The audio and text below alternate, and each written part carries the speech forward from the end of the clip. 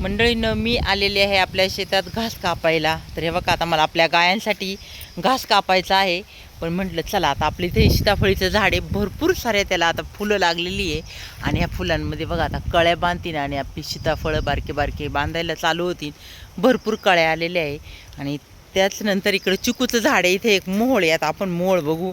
तर आधी मी पाहिलं होतं तेव्हा खूप छोटंसं होतं, तर आता मोठं झालं असणार आहे. तर चला आतमध्ये ये जरा. तर हे बघा, मी आता खालच्या साईडने आलेली चिकूच्या, आणि हे इथं आहे आपलं मोहोळ, मधमाशांचं पोळ. बरंच मोठं झालेलं आहे. तर चला आता असंच पुढं शेतामध्ये जायचं आहे. तर मी इकडं पुढं आलेले आहे. आपलं शेवग्याचं झाड बघायचं आहे. ते आधी बघा, इथं एक रुईचं झाड आहे, मस्तपैकी फुलं आलेली आहे आणि कसे भुंगे भुंगतात तिथे.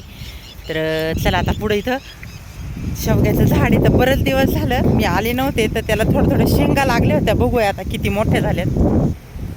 तर हे बघा मंडळींनो, शेवग्याच्या शेंगा इथे 2 लटकलेल्या आहेत आणि इकडं एक आहे. तर चला आता आपण भाजीसाठी आज तोडून घेणार आहे. तर आपली मस्तपैकी एक भाजी होणार आहे शेवग्याची.